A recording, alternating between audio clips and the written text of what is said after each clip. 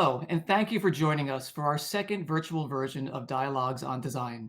I'm David Sproles, the president of the New York School of Interior Design. In a moment, you'll hear from Dennis Scully, the host of the Business of Home podcast, who joins us as the curator of these programs. He'll be joined by the talented and timeless designer Madeline Stuart. But before that happens, I'd like to thank all of the donors who have already given to support NYSED scholarships funds. Our students are facing unprecedented health and job market challenges head on, and we've been amazed by their resolve and hard work. Unfortunately, many are experiencing unforeseen financial difficulties, which could impact their education. All donations for the Dialogues on Design go directly to our General Scholarship Fund, as well as our Diversity Scholarship Fund, to assist these talented students with their studies. I'd also like to take this moment to thank those who have sponsored this season of Dialogues: Benjamin Moore, Kate Brodsky, Susan Zeises Green, Alexa Hampton, Holly Hunt, Dennis Miller, Betsy Ruprecht, Maria Spears, Noel Turner, Kelly Williams, and the Shade Store. Please know your generosity is appreciated not just by me, but by the students you are helping. So thank you. And now, without further ado, please enjoy this dialogue between Dennis Scully and Madeline Stuart. Thank you, David, and thank you everyone for joining us for another installment of our Dialogues on Design series. I'm delighted that you could join us and thrilled to have with us the incredibly talented Madeline Stuart. You are in for a treat because Madeline has brought along a couple of projects that she is going to share with us today, and I really can't wait for you to get to see the caliber of the work that Madeline Stuart does for those of you that might not yet be familiar with her. So, Madeline, thank you so much for joining us. It's a pleasure. Dennis, thank you so much for having me. I really appreciate it. And I hope that we're able to have fun and also learn something today. Well, I think we're going to learn a great deal, which is how I always feel when I have an interaction with you. So I'm thrilled to get to share one of our conversations with this audience. As I've mentioned, this is students, this is design enthusiasts, this is some of your many colleagues in the design industry, and I'm eager for them to get to hear how you approach design and how you approach the projects that you work on. And I'm thrilled that they're going to get to see inside some of the incredible work that you've done. Before we get to that, I wonder if we could share with the viewers a little bit of how you came to the design industry and tell us a little bit about the practice that you have. Okay, well, I had a rather circuitous route in coming to the point where I am now. I always say that I wish I had the good fortune or the wherewithal or the perspicacity to have studied with great firms like Parrish Hadley or Mark Hampton or some of the people that I've so admired over the course of my career. But I set out on my own, and a friend of a friend recommended me to a young screenwriter who had just hit the big time, and he hired me to do his place. And I'd always been known to have a certain amount of style, and my mother is still a designer. So I learned a lot from her. And I set about to do this bachelor pad for this young fellow. And as a result, a friend of his hired me, and a friend of hers hired me. And pretty soon I was passed around young Hollywood like a hash pipe. And I became the designer du jour for young up and coming Hollywood executives and writers and producers. And I really I learned by the trial by fire method, which is not a manner of teaching I would, excuse me, recommend to anyone. It was, So tell us what you mean by that. well, you learn the hard way. You make terrible mistakes. You make costly mistakes. You have to cover your tracks. And look, I am so passionate about what I do, and I gather that I got to where I am, for better or worse, by virtue of the path I took. But I would recommend to anyone out there not to do what I did, and to find a mentor. My mother was really never my mentor because I'd already been schooled by her in the art of matching your shoes to your belt. So after that, Very important lesson, fundamental. yeah, absolutely. And dare I say, I still do the same thing. I grew up not wanting to be my mother, and of course, I became my mother. There's no escaping that. She was a great influence on me. We had a beautiful home with a mix of antiques and contemporary art and beautiful rugs. And so I learned a lot from her, but she was not my mentor. Mm. And in the way that I have been to some of the people who've passed through my firm. And I think it's important for young designers to go out and find someone whose work they admire and keep their eyes open and their ears open and possibly their mouths shut. Um, because A you little don't more know than you how, might have, you mean? well, maybe. I was once referred to in a Town and Country article as the voluble Madeline Stuart, which I did not consider a compliment. Um, anyway, I think it's important to find someone who can guide you. And I think too often these days people think that an education is just a matter of going on Pinterest and finding pictures and photos that they like. And there is so much more to it than that. I learned everything I know by doing, but also by reading, by following great designers of the past, by amassing an extraordinary library, reading magazines, and following the careers of other designers. And not that I emulated the work of all of them, but I learned something. I learned something about chintz from Mario Botta, and it's not my style, but I came to appreciate the passion and the the education that he had behind a lot of his choices, and that goes for all designers. I read Mark Hampton's book and have a first copy that was signed, and it's something I treasure because his Oh, lessons are so valuable and they that's a are great one. still so appropriate.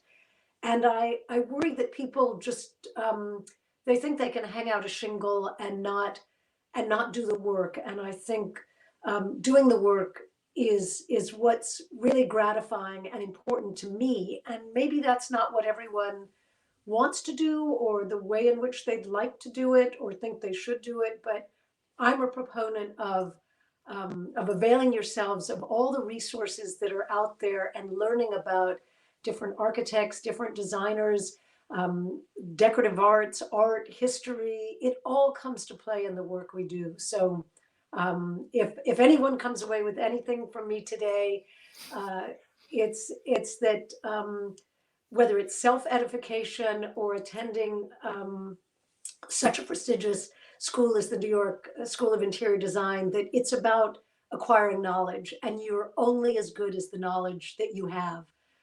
So that's why I'm still working towards being good. I'm still acquiring. Well, and that's one of the things that I really admire about you is that despite the tremendous success that you've had and the caliber, as I referred to earlier, of the kinds of projects that you do, you always see yourself as continuing to learn Yeah.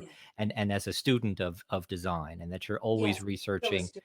right? And I Yes. think that's such a valuable lesson, and I think that one of the things that I enjoy learning about how you work is the level of research that you've done going into a project, the historical images, the designers of the time, everything that you can sort of acquire as far as knowledge and insight into a project you do.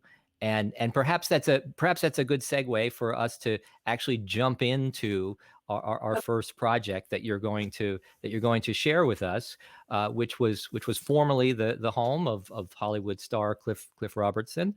Right. And Who was also right. married to Tina Merrill, who grew up at Mar-a-Lago. That was her childhood home. Yes. And this is a property that he owned for over 40 years.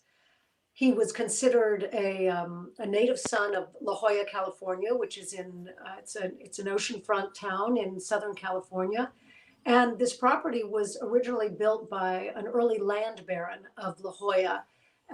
You can see in this original image taken when I first came onto the job, the house, it was a one-story house, and it was considered historic by by the Historic Review Board and the Architectural Review Board of La Jolla because it had been built by this particular man in 1922. He actually was quite a gambler, and he owned almost all of the oceanfront properties in La Jolla and had to gamble it all away. Well, Really? he have to. I mean, he did. He He, gambled it he all chose to. He chose to and gamble it all yet away. he chose to lose his fortune this way. And in fact, this was the last piece of property left. It is one of the largest properties south of Malibu in California. So it's an extraordinary property. My client purchased it, and the plans for the house had already been drawn up and passed by Coastal Commission. And what they dictated, the Coastal Commission and the Historic Review Board, was that the front wall had to remain intact. The front wall and the roof line. It's not a terrific roof line, but there was no choice. They wanted to maintain this historic facade. So we took that arch that you see there at the front of the house, and when we tore the house down, this was the only thing remaining. And so it really looked like a Hollywood set. The ocean, you just passed through that door and the ocean was on the other side. And it was held up by, the supports you see there. And we took our inspiration for a Hispano-Moresque house using the influence of the period, the Mudéjar period in Spain when it was conquered by the Moors in the 15th and 16th century.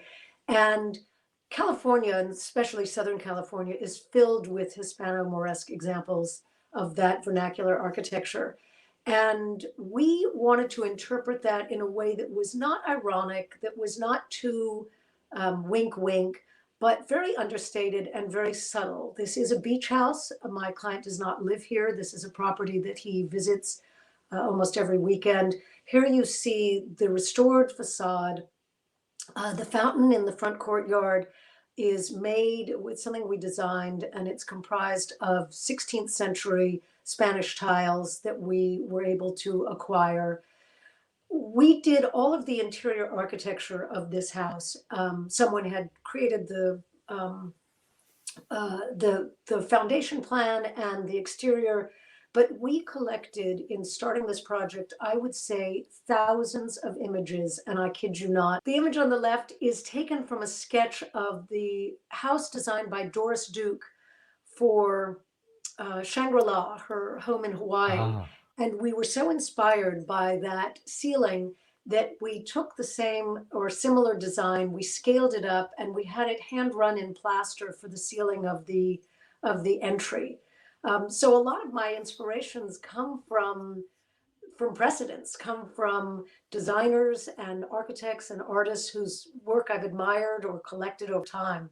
If you look at the floor pattern, which is in the next slide, the image on the left comes from a book called Spanish Influence in American Architecture, written by R.W. Sexton in 1928. I paid $900 for it when I was first starting my career, which was a boatload of money for me.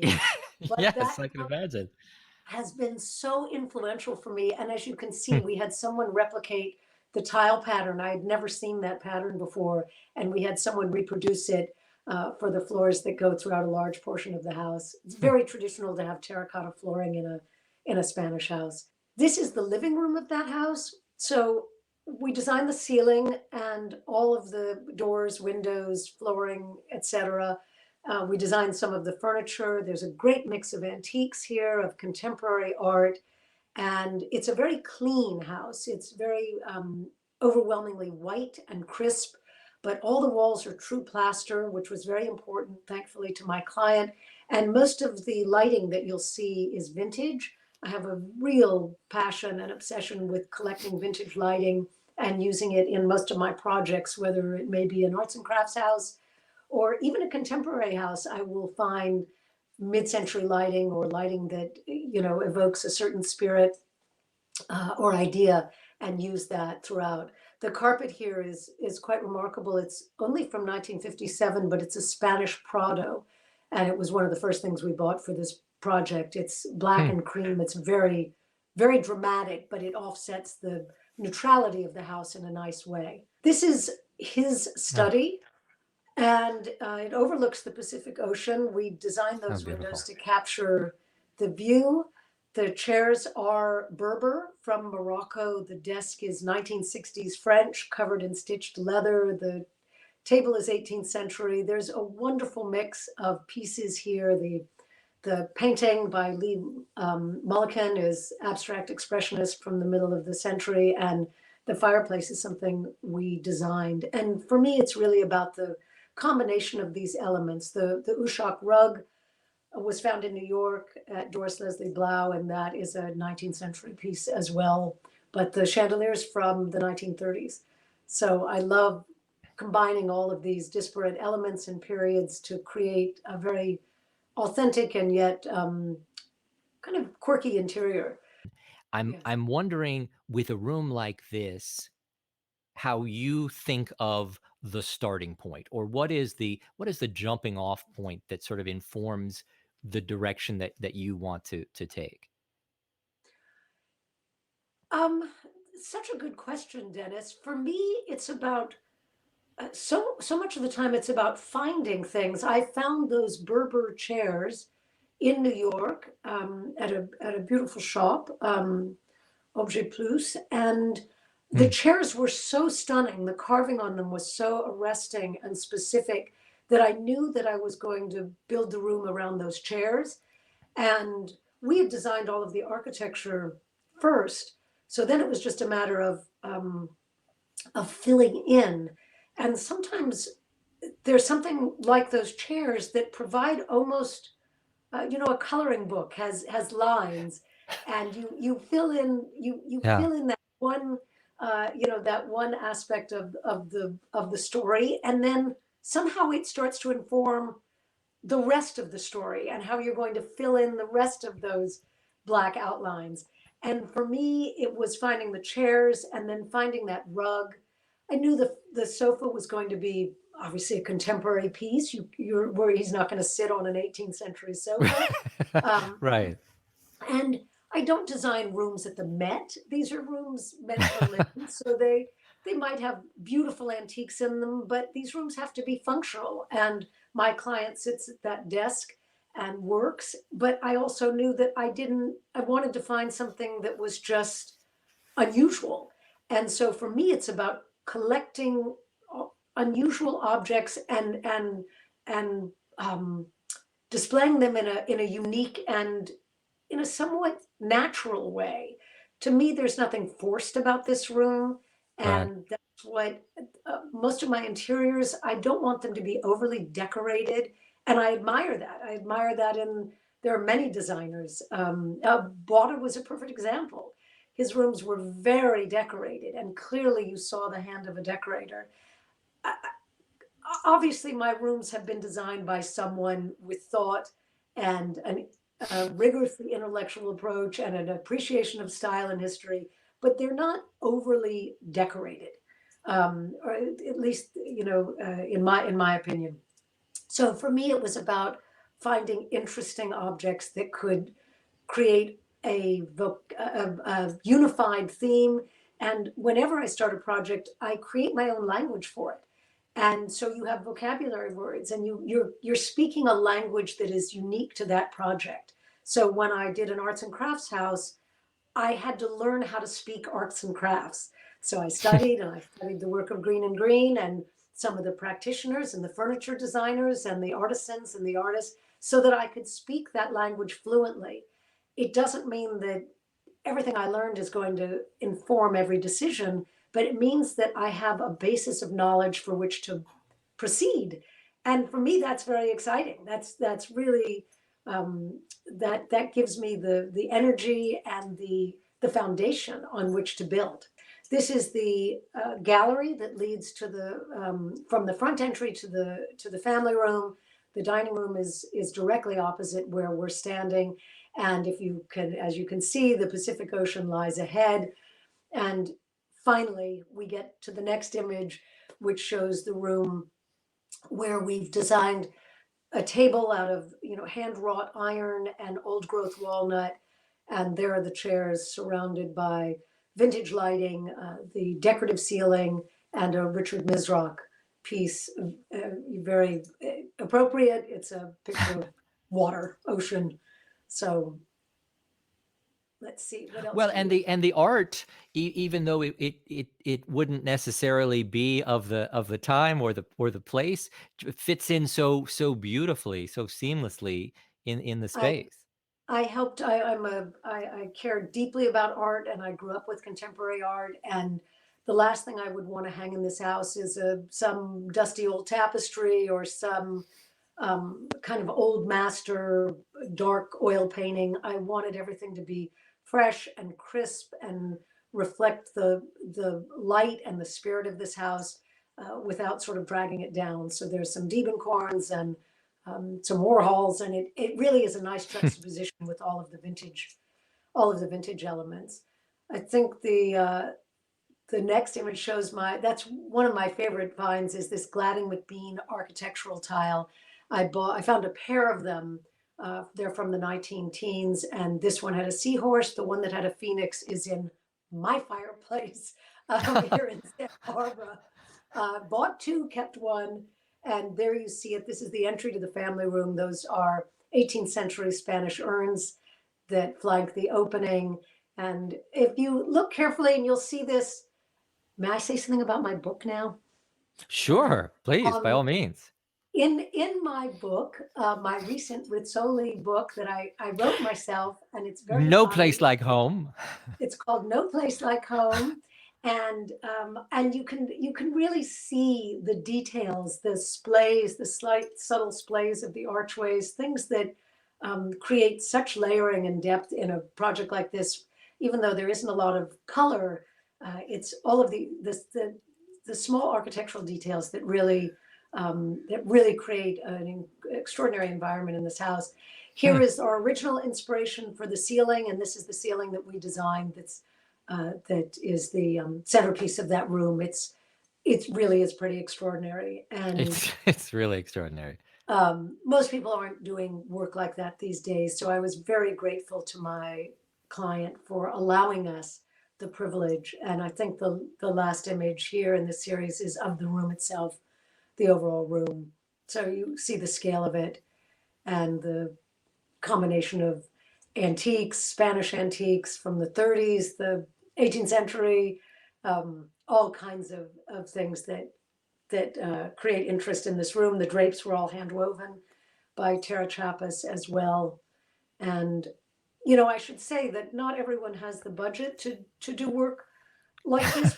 Honestly, I decorated this house on a budget. So even, there are always limitations. It was the budget of a small country, but it was a No, budget no, nonetheless. no. Maybe the construction was, but my furniture budget would, if I told you, you'd be kind of amazed. Well, My I am curious. I am curious about the budget part, but also just even how you talk to the client about how long this project is going to take, because this was clearly a Yeah, multi-year, right? And so yeah. tell me about that part of it. Well, as they say, it's all about managing expectations. Right. And in this case, we were brought on board when the project had started, but we had not done any drawings. And so we were drawing as they were building, and this project took somewhere between 4 and 5 years to complete. And the level of execution was so remarkable. And my client didn't want anyone other than a fellow that worked on his ranch in Montana to come and finish all the woodwork. So we had to wait for Cliff when he could get away from the ranch to come and hand finish all the woodwork with old fashioned shellac and hand wax. So there was time involved that might not be ordinarily incurred on a normal construction schedule. But my client wanted things done right, and he had the ability to take the time to do it that way. And we're still finding occasionally pieces, bits and bobs for the house, but for the majority, there were only two people on this project. There was me and my associate Amy Flynn at the time, and we were designing those ceilings and shopping tiles and designing bathrooms and finding tables and finding a chandelier, none of which you find in order. Clients always Right. say to me, why haven't you found my dining room chandelier yet? And the only answer is because I haven't found it yet. It's not like I found it and I've kept it hidden It from you. it's a hunt. You know, It's an it's a hunt. ongoing process. Yeah. And part of it is having the patience and the wherewithal to keep going and until you find just the right thing. And I know if anyone has heard me speak before, they know that I use this expression. The French call it le mot juste, which is the right word. I Mm. say l'objet juste. So it's the right object. And it's really about finding the right thing for that specific place, whether it's a vase or a soap dish for the powder room. I always want to find the right thing, and they don't come in a predictable order. So in another project, I found the powder room sink. It was a 12,000 square foot house, and the first thing I found was a powder room sink. I didn't set out to do that, but that's just how it happened. So, any event, let's go back to images, far more interesting. Uh, this is about keeping your eyes open. During the early part of this project, my project manager and I were taking the train from Union Station, which is really a masterpiece of Art Deco architecture. And running through the station one day to catch the train, I saw these doors. And we were so inspired by the look of these doors that they became the door to from the butler's pantry to the dining room. So these didn't come from a book, they didn't come from some precedent setting tome, but they came from just keeping my eyes open as I was running through Union Station. And I think it's just wonderful to be able to snap a picture of something that intrigues or delights you and then be able to incorporate it into the work you're doing.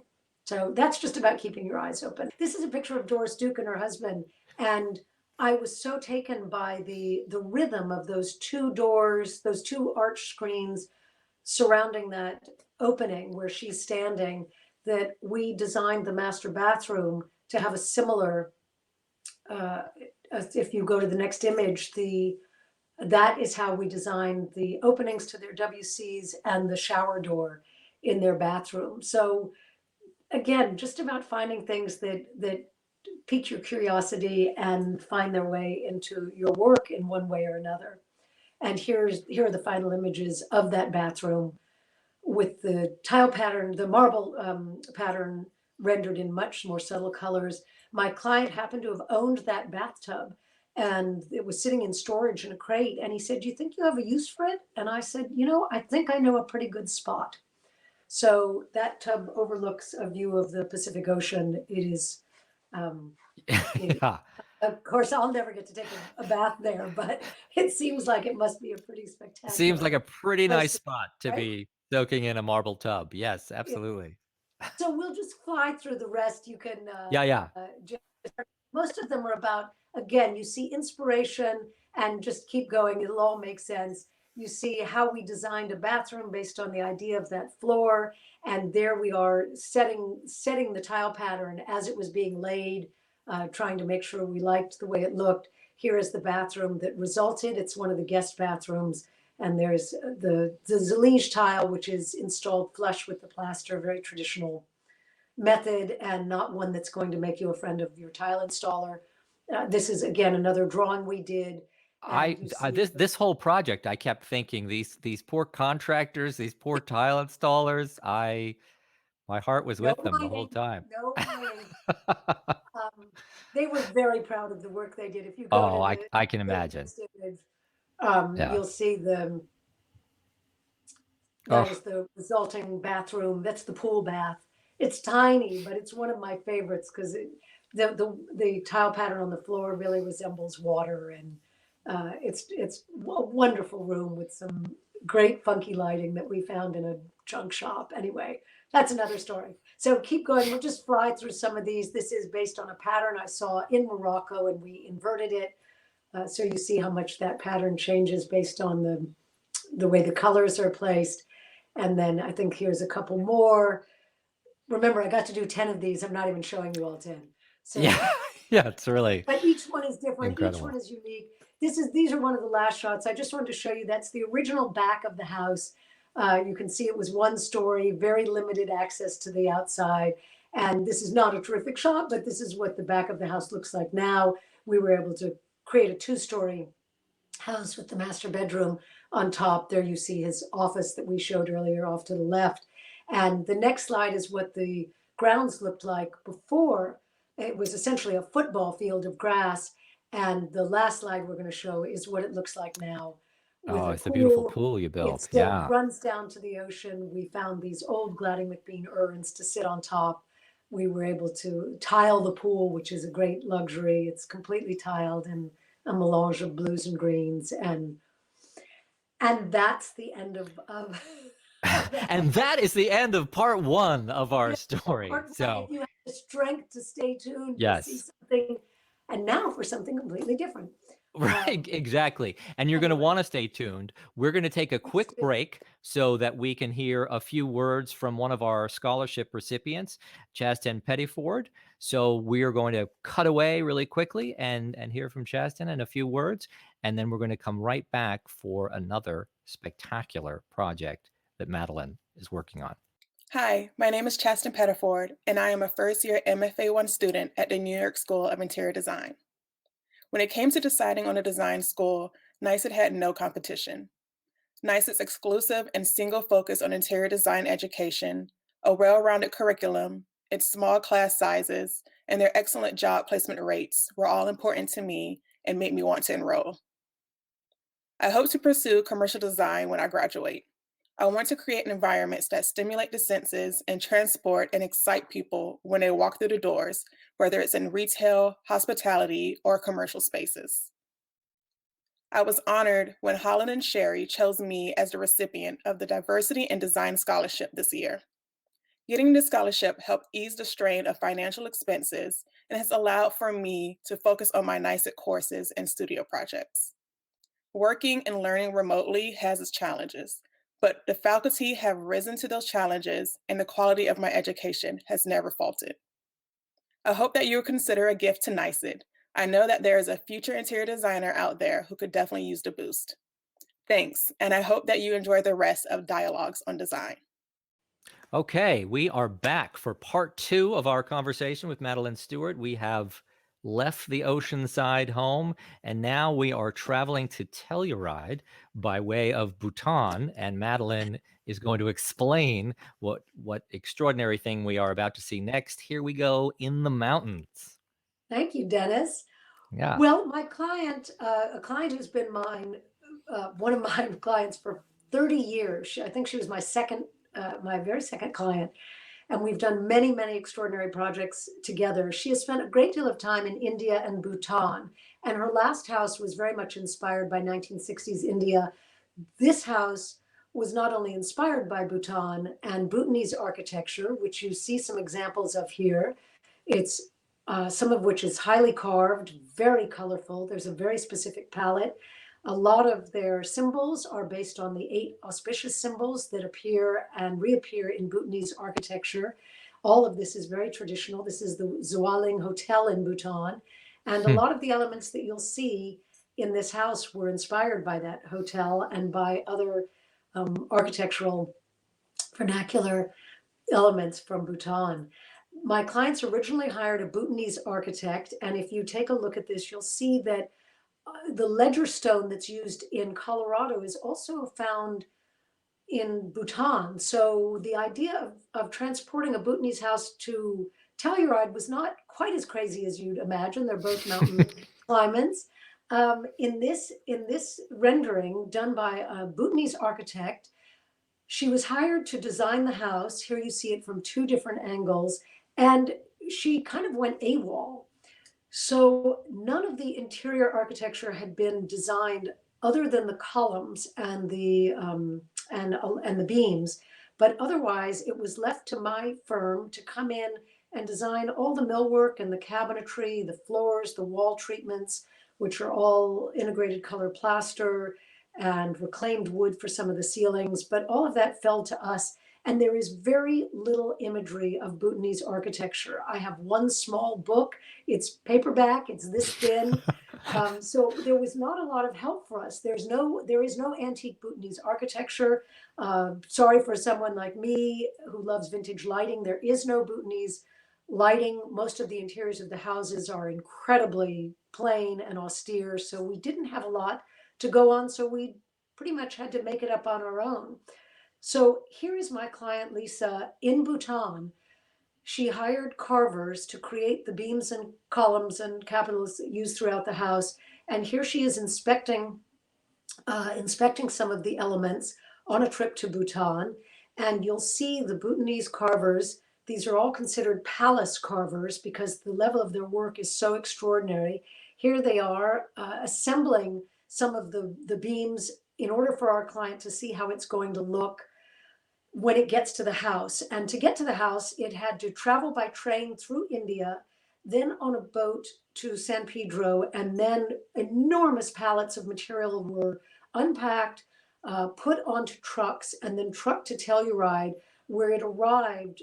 Just an unfathomable amount of architectural millwork arrived with no one accompanying it from Bhutan. So the contractor, absolutely brilliant fellow, had to assemble it and know how to make it all work. So the next image you'll see is, this is during rough construction. You'll start to see how these elements are going to find their way into the house. This is a rab cell element, which is the corners of the house, as you can see, which project off the face of the house. They all have these very specific Bhutanese shapes to define their character. Here you see this is part of the kitchen rab cell. This is the living room with the beams that are traveling across. These ceilings will ultimately be clad in reclaimed wood, not from Bhutan, but reclaimed wood is reclaimed wood, whatever. So this is the house now. It is still not completely finished, but my client insisted on moving in for Christmas. So this image was taken recently. We're going to replace that rug with something of our design because it's not appropriate to Bhutanese culture. The mural on the right-hand side was commissioned by my client. It tells the story of the four friends, and it's a marvelous tale, very specific to Bhutan. I encourage you to look it up. This is the, again, unfinished, but you get a sense of that's the stairwell railing, and the degree of carving is a sight to behold. And the first time I did see it, I actually cried. It's so I can remarkable. imagine. It's so stunning. And all done by hand, and so so representative of the Bhutanese culture and their symbology. And so we took all of our color cues, obviously, from these the very specific palette that was dictated by these sculptural pieces. There you see a view, not a bad view, from from Not a one of not a the bad corners. Not a crummy view. When this house was given permission by the local review board, they did not allow the elements on the exterior of the house to be painted, which is very traditional in Bhutan. So they were left natural wood, but you can see in their natural state, they're just as remarkable and exquisite as they are painted. There is the outside of the house taken by me during my last trip last winter, but you see how it all comes together, and you see how it maintains this Bhutanese feeling even without its painted carvings. And I think we've got another close-up. Oh, this is of the front door, although that is not our front door, clearly, that's plywood. But there is a series of dragon heads over the front door that welcome you, and the degree of carving is breathtaking. So we had to design a lot of our own lighting, couldn't find Bhutanese lighting. This is a traditional cloud motif, and here you see it in the stairwell used as a sconce. We had it made in iron and Bhutanese paper, which we were able to find in addition to the paper that my client brought back from Bhutan. This is an ancient or an antique sword, a Bhutanese sword, and we loved the decorative quality of this piece. So we decided to make our own sconces based on this sword idea. And there you see how my lamp shop was able to mimic the patterned brass work and the little beading, and we created our own back plates done in antiqued brass. And there's the finished sconce on the right. And we're very, very proud of some of the lighting we were able to create for this house, with really no inspirational imagery, just motifs and symbols and designs. So there you see some of it taken at the lamp shop before it was shipped off to Bhutan. We also designed all of our own rugs for this project. So here's a traditional Bhutanese motif. There is a pair of doors, and if you focus on the corner elements in that door, you'll see it reappear in our rug design.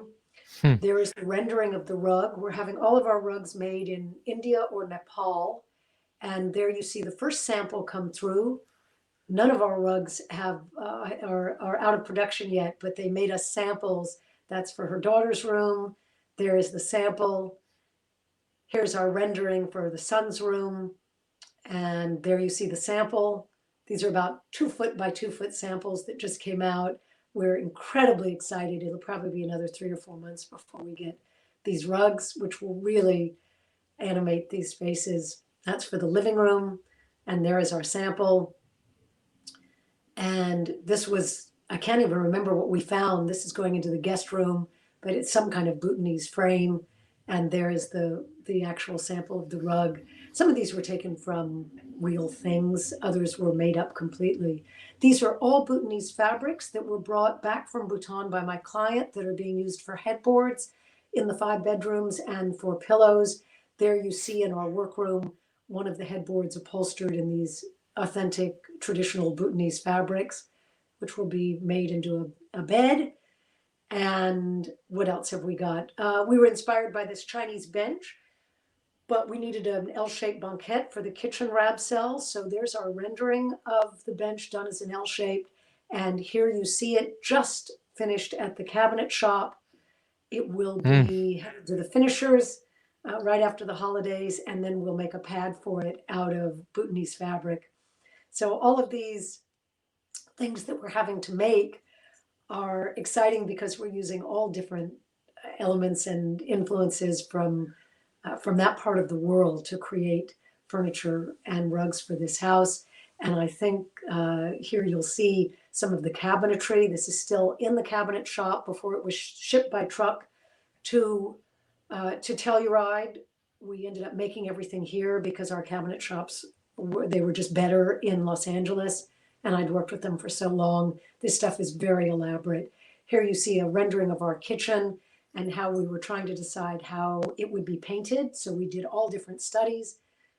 They're very simple, not complicated renderings, but just to allow us to see how the balance of color would work in the kitchen.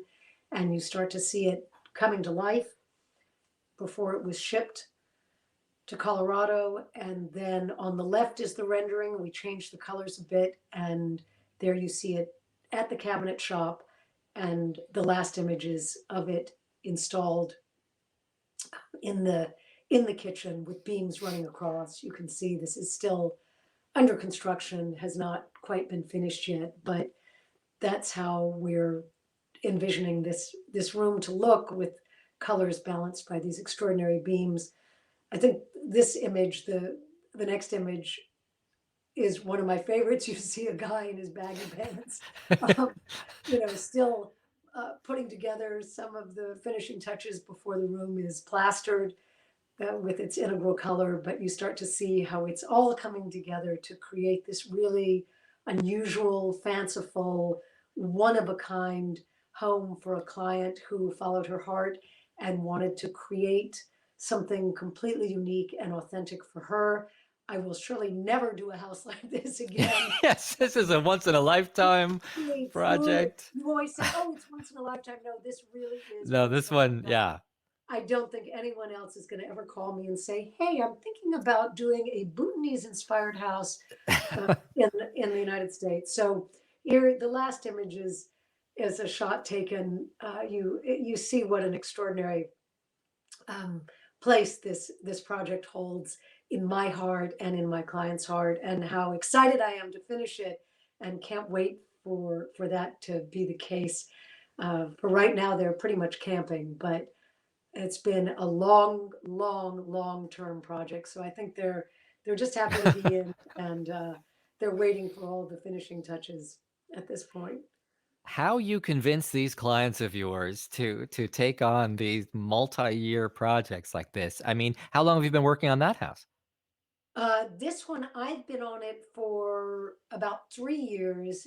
They've been, this project has been undergoing for, I think, 5 or 6 years. And certainly just getting the drawings from the Bhutanese architect and waiting for the elements to be carved and then figuring out how to put it together. And, we might be a little bit behind, I have to admit, on our part, but I have a patient client and a wonderful Well, client. well, One and COVID didn't trusted. help, but I mean, No, COVID did not help, yeah. and we're lucky that none of our projects were canceled as a result.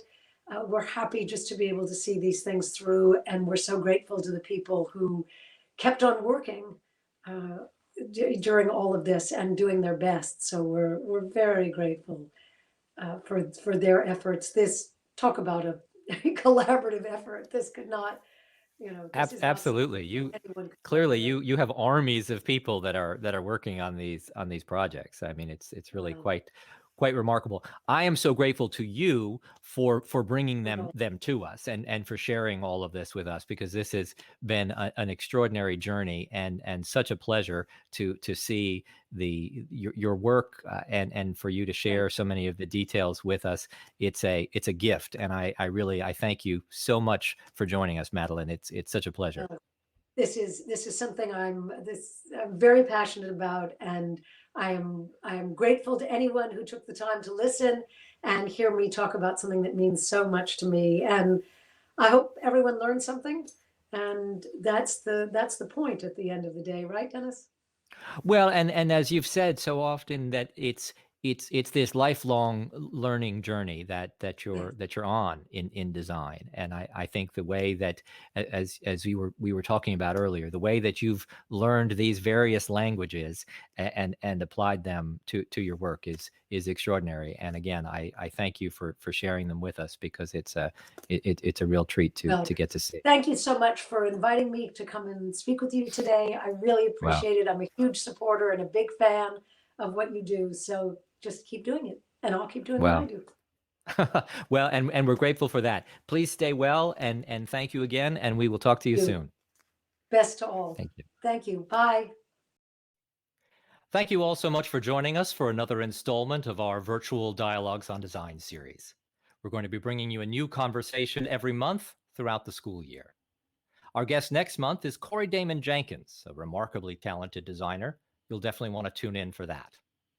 My thanks to David Sprules, Chasten Pettiford, and our guest, the incomparable Madeline Stuart.